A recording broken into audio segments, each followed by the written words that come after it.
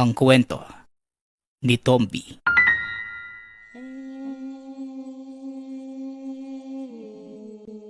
Ang kwentong ito ay hango sa totoong buhay. Mula ito sa isa nating tagapakinig.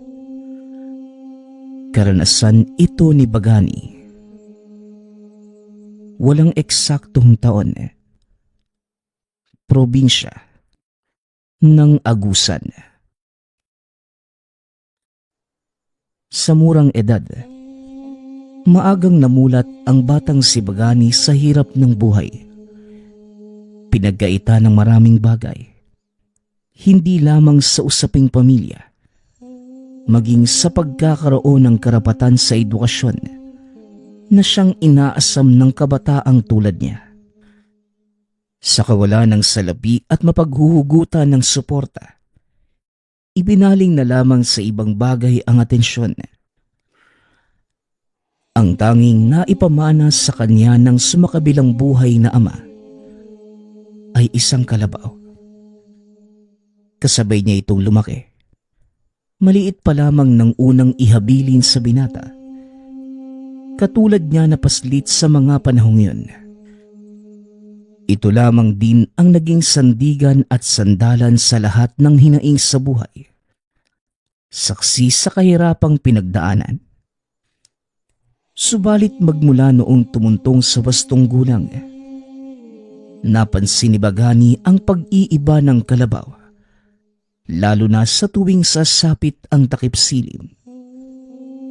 Kibit-balikat lamang siya noong una, pero habang tumatagal, nalaman ng binata na ang kalabaw na matagal na niyang nakasama ay hindi lamang pala simpleng hayop, kundi isang elemento na kung tawagin ay bawa o balaw. Nasa wangis ito ng isang kalabaw, ngunit ang katawan ay may hahalin tulad sa tao. Halos matroma ang binata na mga sandaling yun nang makita nitong nakatayo sa dalawang paa ang kalabaw. Tumayo ito at naglalabas ng kakaibang liwanag sa paligid. Takot na takot si Bagani na mga sandaling yun. Ngunit habang tumatagal, natutunan na lamang niyang tanggapin ang katotohanan.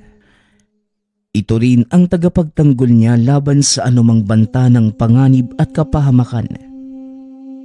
Kaya lang may taong hindi mapirme. Nangangati ang mga kamay para makapanglamang at makapang-api ng kanyang kapwa.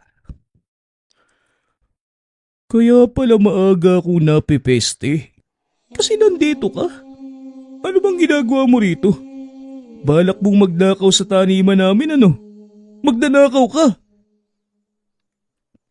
Wika ni Omar, sabay lapit sa binata. Inundaya ng suntok si Bagani. Ngunit hindi ito gumante. Nakatayo lamang at tila walang reaksyon ng muka. Hinayaan ang kalabaw na habulin si Omar. Nagtatakbo naman ito. Sumisigaw ng saklolo. Tumigil lamang ang kalabaw nang sabihan ito ni Bagani. Alam mo, mula pagkabata hanggang tumanda, umaasa ka pa rin sa kalabaw? Duwag ka. Wala ka bang sariling kamay? Bakit hindi ko yung gumanti sa akin? Tanong ni Omar. Binalikan ito si Bagani matapos tumigil sa paghabol sa kanya ang kalabaw. Ikaw nga wala ka namang binatbat. Puro ka lang kuda. Ang lakas mong manggulo ng tao, takbuhin ka naman pala. Tugon ni Bagani. O tara, lumapit ka sa akin, magsuntukan tayo. Tapang-tapangan ka lang naman Dali na! Muling paghamon ni Omar. Inihahanda pa ang mga kamao. Ngunit tinawanan lang ito ni Bagani. Sa kabila ng pagiging palaban na ipinapakita ni Omar, mababakas pa din ang pagiging duwag nito. Magsuntukan? Mukha mo. Suntukin mo yung sarili mo. Baka lumaban. Diyan ka naman magaling eh. Mag-aya ng magaya tapos hindi mo naman kakayanin ng laban. Bahala ka na sa buhay mo. Tara na kaibigan, umalis na tayo rito. Wika ni Bagani, kasabay ng pagsakay sa kalabaw at dali-dali nang umalis sa lugar. Isa kang duwag. Bagani, duwag. Umaasa lang sa kalabaw. Wala ka namang bayag eh. Duwag. Sigaw ni Omar. Hanggang sa narating ni Bagani ang taniman ni Aling Cynthia. Isa sa nagmamay-ari ng malawak na maisan sa lugar. Dito ito umi-extra bilang taga-araro at ang kikitain sa sakahan ang pagkakasyahin para mabuhay sa araw-araw. Kakarampot man, ngunit nairaraos pa rin naman ang sarili. Pagkarating sa kubo na madalas tambayan ni Aling Cynthia, naabutan niya itong kanina pa naghihintay. Kaagad pinagtrabaho sa sakahan, bagay na hindi naman tinanggihan ng binata. Iniwanan siya ng makakain sa tanghalian dahil luluwas pa ito ng Karatig Bayan upang asikasuhin naman ang iba pang ari-arian. Nahirapan si Bagani na tapusin ang pag-aararo dahil sa pagsulpot ni Omar sa hindi kalayuan doon sa may puno ng saging. Binabato siya nito at inaasar. Hinayaan lang ito ni Bagani nung una. Ngunit nang hindi na makapagtimpe, itinigil muna ang gawain at kagad kinumpronta kung anong problema nito. Ikaw nga, ano ba talagang problema mo? Kahit saan ako magpunta, sunod ka ng sunod ah. May gusto ko ba sa akin? Kaunti na lang talaga. Uupakan na kita. Nakakainis ka na lang talaga eh. Bubugbugin na kita. Di na ako natutuwa sa'yo eh. Wika ni Bagani. O ano? Galit ka na ba? O gusto mong mas galitin pa kita? Ano? Isa lang naman talaga yung problema ko eh. Yang pagmumukha mo. Ewan ko ba? Makita lang kita kumukulo na kagad yung dugo ko. Mortal siguro tayo magkaaway sa nakaraan nating buhay ano. Pinagtagpo tayo ngayon para magkaroon ng ikalawang yugto ang istorya natin. Ngayon pa lang, gusto na kitang gulpehin. Wika ni Omar habang pinapalagutok ang kamao. Nakatitig ng masama kay Bagani. Kung talaga nga na isang kwento ang buhay ng bawat tao, kung sino man ang nagsulat ng kabanatang to, siya ang una kong dapat patayin eh. Akalain mo, sa dinami-rami ng pwedeng itapat sa akin, ang katulad mo pang mahina. Mababaw magsalita at walang laman. Kung sumunto ka nga, parang papel lang kung dumapo sa balat. Mahina. Wika ni Bagani. Hindi nakasagot si Omar. Basta na lamang itong nanuntok gawa ng labis na galit. Wala itong tigil sa pagsuntok. Ilag naman ang ilag si Bagani. Tumigil lamang ito nang madapa sa sariling galaw. Kagad itong bumangon at tumigil sa pag-atake. Unti-unti na itong nilalamon ng kahihiyan.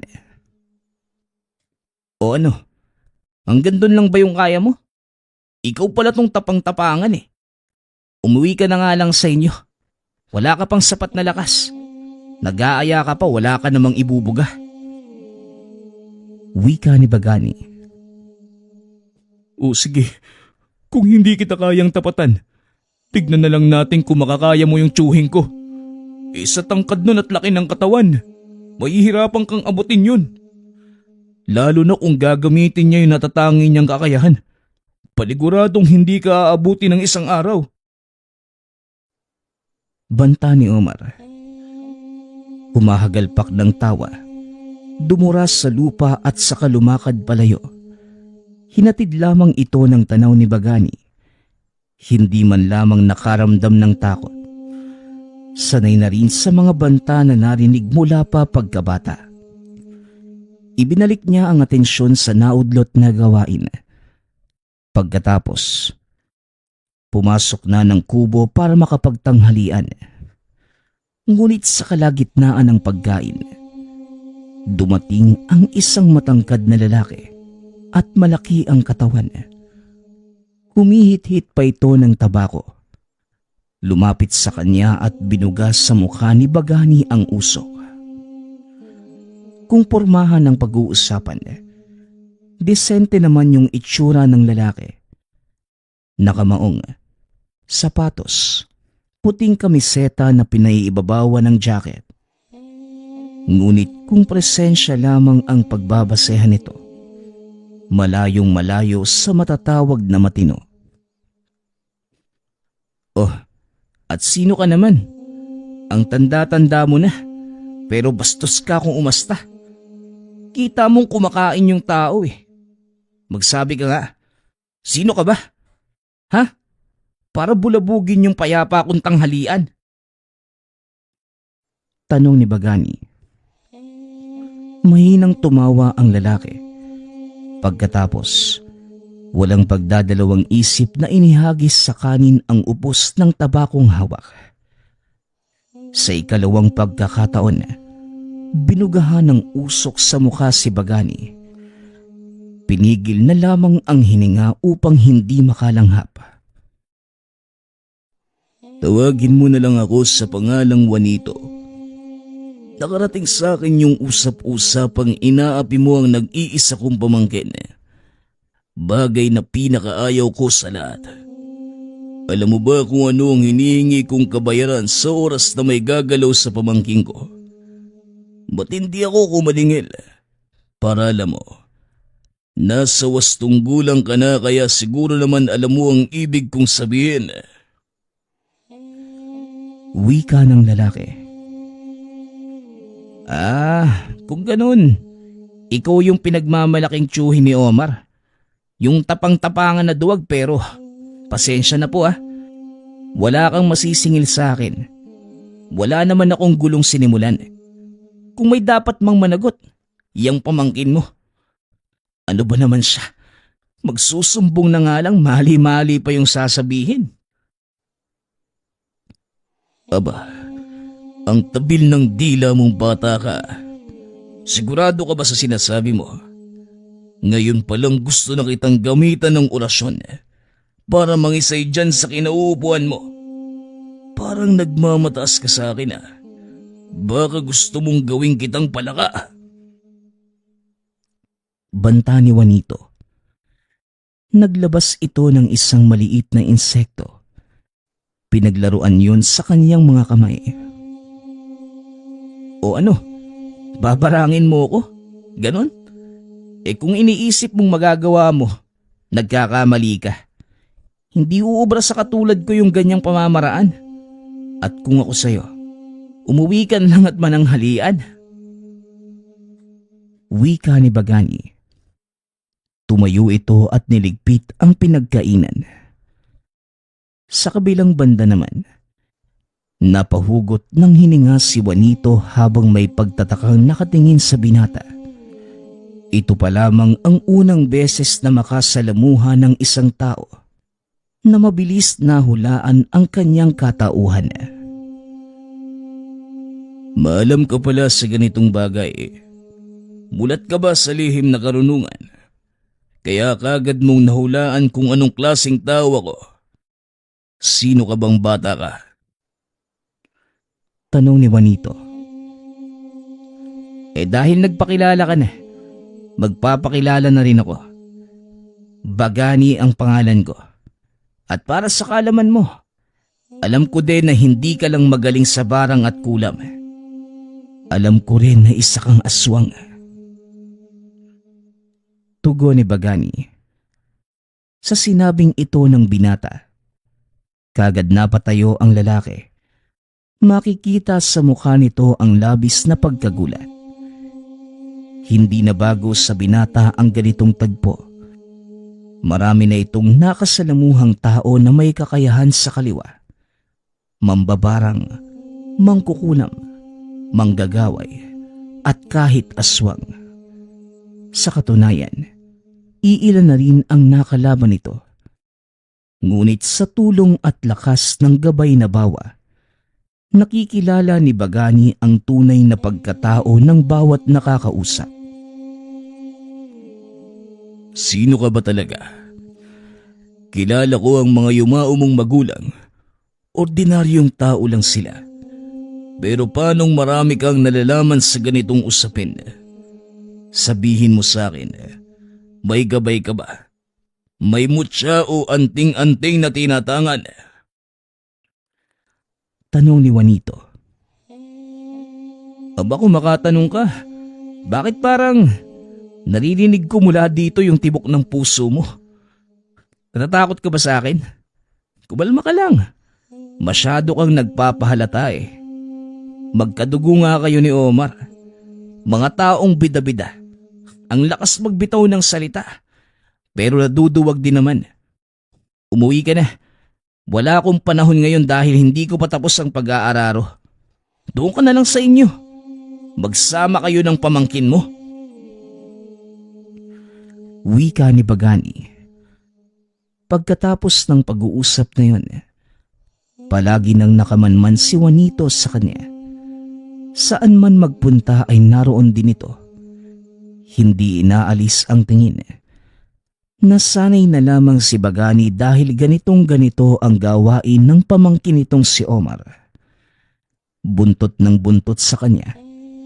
Kaya lang sa pagkakataong yun, hindi na normal na tao ang nakamasid. Isang gabi habang papauwi sa barong-barong, kagad pinahinto ni Bagani ang kalabaw. Naramdaman itong may nakamanman sa kanya, ngunit hindi na ito nag-abalang bumaba. Kinausap na lamang habang nakasampa sa likod ng alaga. Mabuti, hindi multo yung humarang sa akin. Matatakot na sana ako eh. Ibang klase ka rin ano. Araw man o gabi, hindi mo ko tinitigilan. Ano na naman ba yung kailangan mo, Juanito? Tanong ng binata. Magmula noong araw na magkausap tayo, hindi ka na mawala sa isipan ko. Nanunuot sa pang-amoy ko ang presensya mo. At sino ka ba talaga? Anong klaseng tangan ang meron ka? Balik nitong tanong. Napabuntong hininga si Bagani. Napapagod na ito sa paulit-ulit na tanong. Parehas lamang ang tanong nito nang huli silang nagkita. Hoy ikaw, wala ka na bang ibang may tatanong? Yan lang ba? Ilang beses na yan eh. Tumabi ka nga. Gusto ko nang umuwi. Maghahapunan pa ako. Sabing tabi. Lalamig na tong tinolang dala ko eh. Wika ni Bagani. Tumabi naman ang nilalang. Nilampasan niya ito ngunit makalipas ang ilang hakbang. Nagulat na lamang na maging aktibo ang tangan. Kasunod nito ay ang pagsalubong ng aswang. Huli na nang mapansin, kaya tumilapon si Bagani matapos mabangga. Tumama ang mukha sa lupa. Nauntog ang ulo sa malaking ugat na nasa unahan. Sa kabilang banda naman, kumilos ang kalabaw. Unti-unti itong nagpalit ng anyo. Mula sa hayop na 4 na paa ang nasa lupa. Tumayo ito at tila nag-aanyong tao. Nataglay ang mukha ng kalabaw. Nanlilisik ang mga matang hinabol ang aswang. Naabutan ito at umatake, ngunit nadaplisan lamang ang kalaban. Tama na kaibigan. Sigurado kung napuruhan mo yun. Ikaw pa, palaging sigurado yung mga pag-atake mo eh. Di ka muna. Tulungan mo ko. Ang sakit ng ulo ko eh. Tumama ba naman dun sa malaking ugat? Wika ni Bagani. Sumunod naman ang kalabaw. Kinarga siya muli at binaybay ang daan pauwi ng tahanan. Nawala rin ang pananakit ng ulo makalipas ang ilang sandali. Hindi man natin nakita ng mabuti yung mukha ng aswang. Sigurado naman akong si Juanito yun. Siya lang naman yung nasa paligid eh. Amoy niya lang din yung napansin ko. Di ka naman siguro nasaktan ano? Tanong ni Bagani sa alagang kalabaw. Umiling ito na para bang naiintindihan siya. Bumuntong hininga na lamang din at nagpahinga pagkatapos. Hindi pa nangangalahati ang gabi. Meron muling nambulabog sa tahanan. Mula sa bintana ay may kung anong tumutuka. Sinita ito sa pag-aakalang naligaw lamang na ibon. Ngunit hindi ito umaalis. Kaya naman dali-daling nilapitan. Pagkabukas pa lamang bumungad ang pag-atake ng malaking ibon.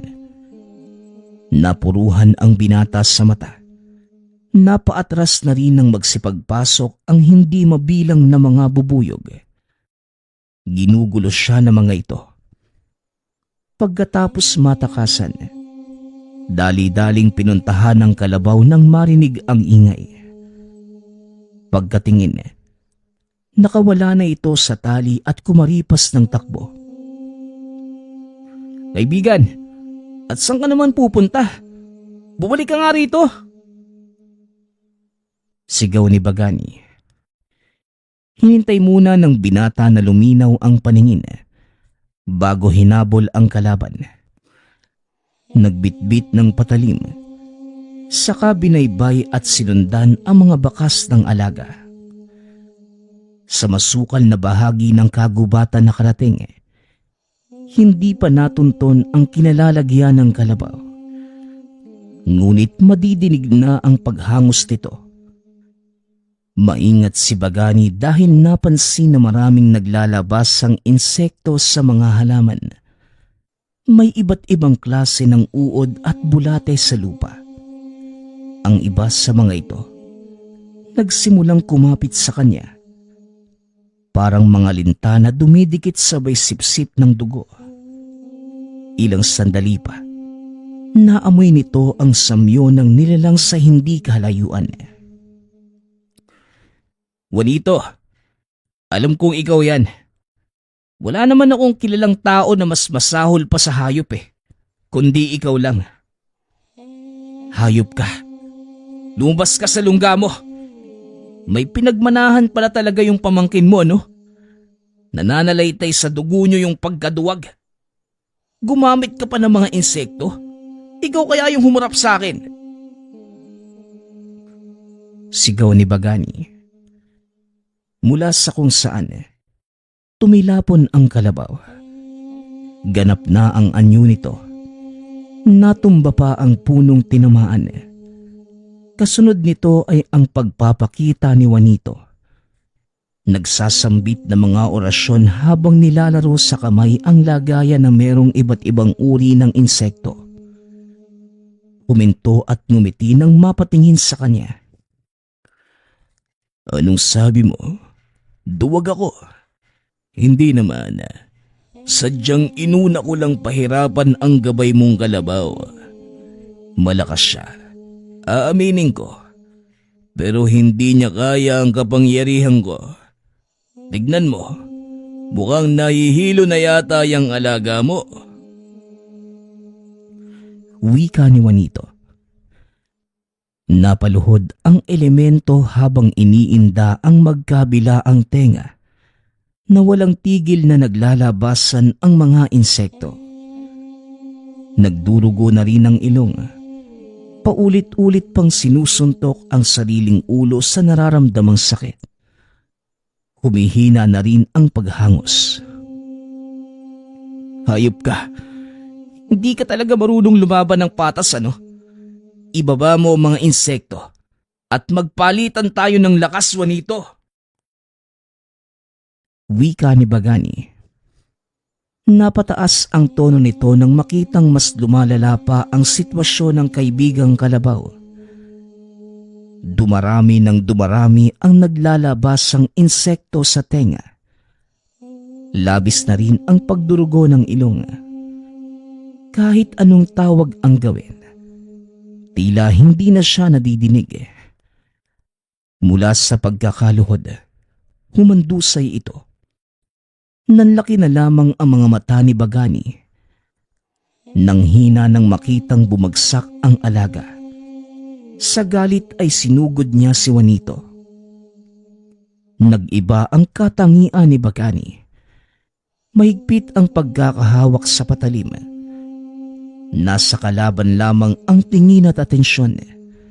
Hinayaan muna itong makapagpahinga ang alaga. Ngunit hindi niya namamalayan. Dahan-dahang naglaho ang pisikal na katawan ng kalabaw. Hindi nagtagal.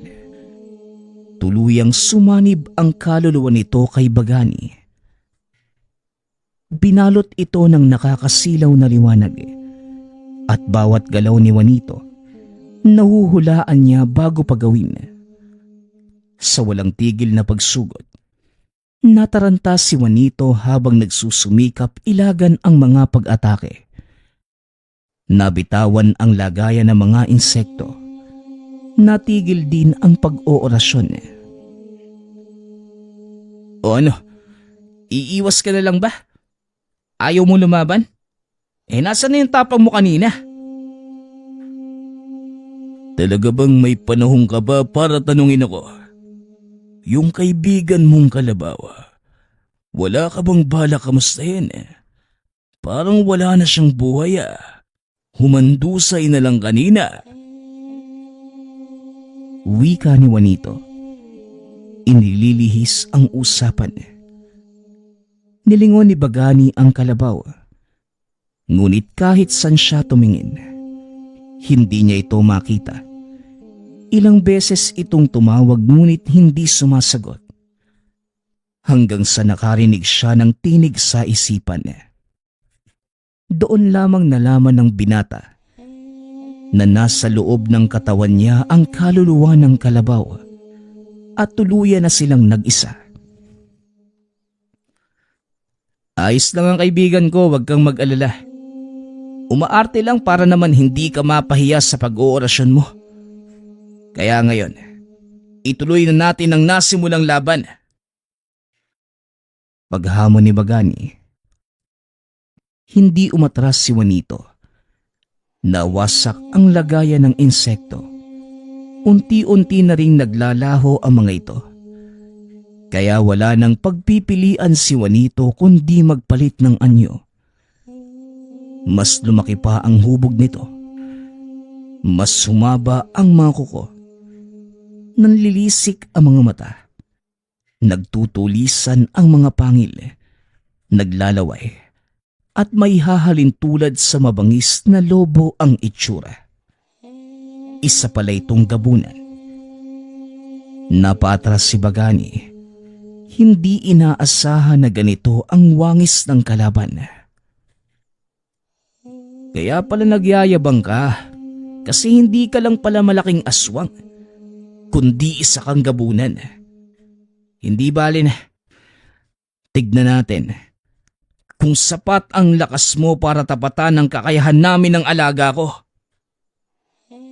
Wika ni Bagani. Sa isipan ng binata, patuloy lamang ito sa pakikipag-usap sa alaga. Mas lalong nanlisik ang mga mata nang makita ang kalaban. Wala nang sinayang na oras ang dalawa. Kagad silang nagsalpukan. Kung titignan si Bagani ng mga sandaling yun, nang mag-isa ang katawan ng dalawa, unti-unti ding mas lumalaki ang pangangatawa ng binata na hindi nalalayo sa laki ni Juanito. Sa bawat atake ng mga ito, nasasalo ng bawat isa. Kalkulado ang lakas at hindi nagpapatinag. Parehong nasasabayan ang bawat galaw.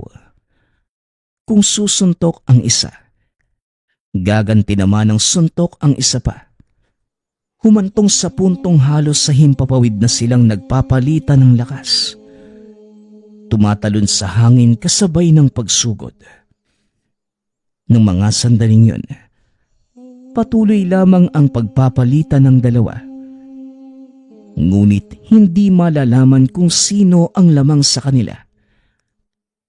Hanggang sa lumipas pa ang ilang sandali, bigla na lamang bumagsak ang dalawa sa lupa.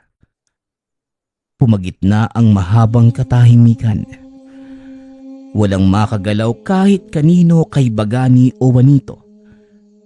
Parehas silang nakahiga sa lupa at naghahabol ng hininga. Kinausap naman ni Bagani ang alaga sa isipan. Kaibigan, hindi ito ang panahon para humiga. Tumayo na tayo. Tapusin na natin ang halimaw na yan. Wika ni Bagani. Ilang sandali pa ang lumipas. Sabay ding gumalaw ang mga ito. Pagkatapos makatayo ay nagpatuloy ang sagupaan. O sige, ibuhos pa natin ang lakas natin. Hindi tayo pwedeng magpatalo. Higpitan mo yung paghawak. Huwag mong hahayaang makatakas yan. Ilaban natin yang kaibigan. Wika ni Bagani. Sa pagpapatuloy ng labanan, unti-unti nang nakikita ang panghihina ng aswang.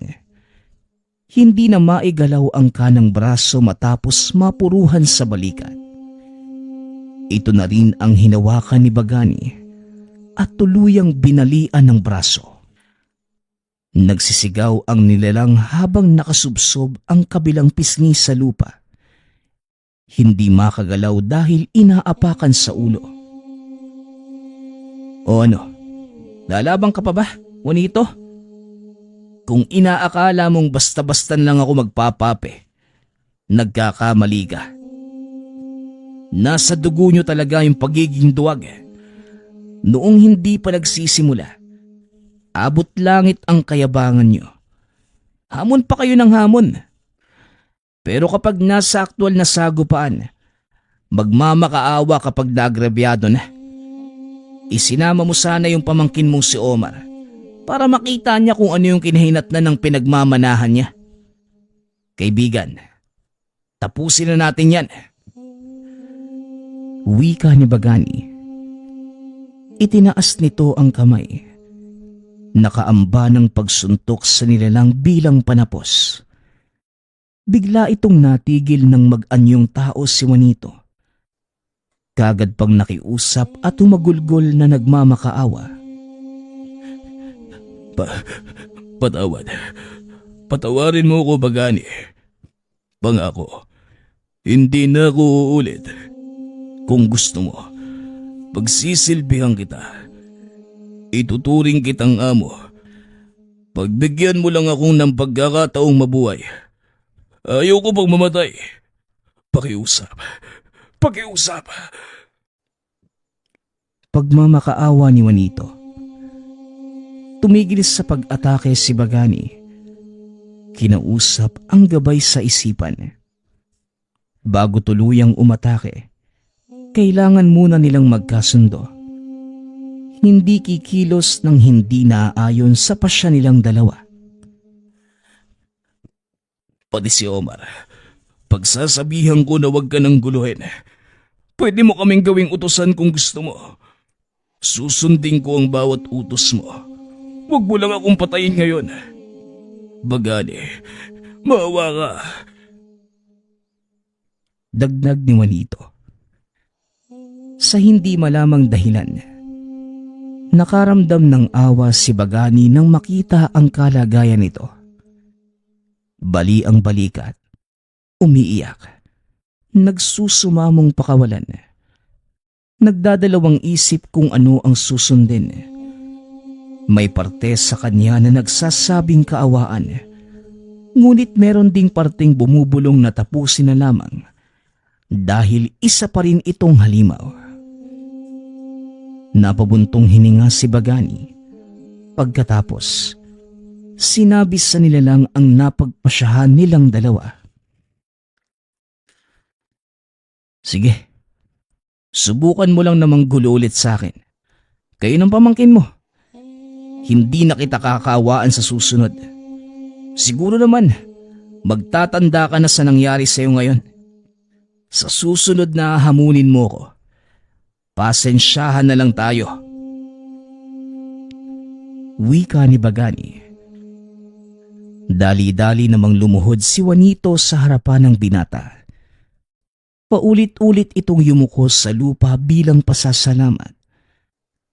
Pagkatapos, inihatid na lamang ng tanaw habang paika-ikang humahakbang. Bit-bit ang baling braso. Matapos ang tagpong yun, muling lumabas ang kaluluwa ng bawa sa katawan. Nagkaroon muli ng pisikal na anyo. Iniwan ng alagang kalabaw si Bagani. Nararamdaman naman ng binata ang pagtatampo ng alaga. Naiintindihan naman ang himutok nito. Kinausap ng makarating ng tahanan. Alam kong gustong-gusto mong patayin siya. Pero kaibigan, hindi lang tao ang may karapatang mabigyan ng ikalawang pagkakataon. Tao man o hayop, o anumang nilalang. Kung nararapat mabigyan, bibigyan natin. Pare-pareho lang naman tayong nabubuhay sa mundong to Iba-iba man yung pinagdaraanan. Pero sa oras na magtangka ulit sila sa akin o sa ibang tao, ako mismo yung tatapos sa buhay niya. Wika ni Bagani. May idadagdag pa sana ito. Ngunit hindi na magawang tapusin ang talikuran ng kalabaw. Dali-dali itong naglakad palayo. Sinundan pa niya ito ngunit mas lalong nagmamadaling lumayo. Hinayaan na lang muna. Hinintay ang pagbabalik. Kabisado niya ang ugali ng alaga. Uuwi rin kapag nawala ang pagtatampo. Ngunit ilang oras na itong nag-aantay. Hindi pa rin niya nakikita ang kalabaw. Hindi na mapakali si Bagani kaya napagpasyahang sundan. Nag-iwan naman ng bakas sa daan ang alaga. Nagsisilbing gabay upang matunton ang kinaroroonan. Sa hindi inaasahang pagkakataon, nakarating ito sa tahanan ni Juanito. Nakita pa nito si Oscar sa may bintana. Mula sa kinalalagyan tanaw niya ang alagang elemento. Nasaan yung bawa na ito? At nakapatong pa sa sanga ng malaking puno sa tabi ng tahanan. Katulad ni Bagani, pinanonood din ito ang ginagawa ng magtsuhin. Dahil tahimik ang paligid, naririnig kahit papano ang napag-uusapan. Ang sabi ko naman sa'yo, Tiyo Juanito, yung Bagani na yun, hindi basta-basta. Sa tingin ko nga may mutya yung taong yun kaya nagawa kanyang labanan. Tignan mo nga yun nangyari Ikaw pa itong napuruhan. May babalik pa ba sa dati ang braso nyo? Ang lala na ng lagay niyan Wika ni Omar. Braso ko lang ang napuruhan. Hindi ang kakayahan kong mambarang. Napinsala man niya ang malaking bahagi ng pagiging aswang ko. Pero ang pambabarang ko hindi. Mahina pa rin yung pag-iisip ni Bagani. Nadala sa paawa ko. Sisiguraduhin ko na sa puntong ito, matitikman niya ang aking ganti at mapagtatantong mali ang pagiging maawain. Walang binatbat ang lakas niya sa ginawa kong pagpapaawa. Tugon ni Juanito. Humagalpak pa ito ng tawa pagkatapos. Hirap man sa paggalaw, sinika pa rin na magawa ang ritual sa pambabarang. Nakaalalay si Omar na siyang naghahanda ng mga insekto at iba pang kagamitan. Hindi pa nakapagsisimula, ngunit nabulabog kagad ng lumitaw ang elemento. Gamit ang likse at bilis, tumatakbo sa kabuuan ng tahanan. Pagkatapos ay tinangay at sinira ang mga kagamitan ng pambabarang. Sinakal si Juanito, saka ibinilibag sa labas. Isinabay na rin ang pamangkin na si Omar. Parehong hindi nakagalaw ang dalawa matapos tumama sa puno at bumagsak sa naglalakihang bato. Tawang-tawa ka pa ng makauwing buhay kasi pinakitaan kita ng awa. Malas mo lang, hindi pumayag yung alaga ko eh. Siya pa nga mismo yung nagpunta rito para alamin yung susunod mong hakbang. Balak mo talaga akong barangin? Tignan natin kung magagawa mo pa yan ngayon. Wika ni Bagani. Sumenyas ang binata sa elemento. Nakahanda na ito sa pagsugod ngunit bago yun. Nakapagpalit na ng anyo si Juanito. Nanghihinaman. Sinubukan pa ring lumaban. Paulit-ulit itong bumagsak dahil wala nang binatbat sa kakayahan ng elemento. Isang pagsakal pa, tuluyan ng nalagutan ng hininga. Bumagsak itong nakatihaya sa lupa. Mulat pa ang mga mata. Samantala, naluluhang nakatingin si Omar sa tiyuhin na wala ng buhay. Dali-dali itong nakiusap. Ngunit natahimik ng patikimin ng kamao ng elemento. Ikaw naman, nagmamadali ka masyado eh. Hindi naman ako magpapadala sa pagmamakaawa. Kakausapin ko lang sana kaso, ayan no, tinuluyan mo. Kaibigan, alam kong wala sa isip mo na patakasin ng kahit na sinong nakakalaban mo. Pero sana naman, hindi na lamang itinuloy ni Bagani ang sasabihin. Dahil tumalikod na ang elemento pagkatapos maibalik ang itsura sa pagiging kalabaw. Dali-dali naman niya itong nilapitan. Sumakay sa likod ng alaga at kinausap upang hindi na magtampo. Nagkaayos din naman sila ngunit kinabukasan. Kumalat ang nangyari sa magtiyuhin sa lugar. Hindi lang nakilala si Juanito dahil aswang pa rin ang anyo nito. Samut-saring bulong-bulungan ang namuo sa nagkukumpulang mga kapitbahay na nakikiusyoso sa nangyayari. Sa kabila ng lahat, tinapos ang usapin bilang pambibiktima ng aswang na siyang tuluyang ikinamatay ni Omar. Mapait man ang sinapit ay tila nabunutan ng tinik sa lalamunan si Bagani.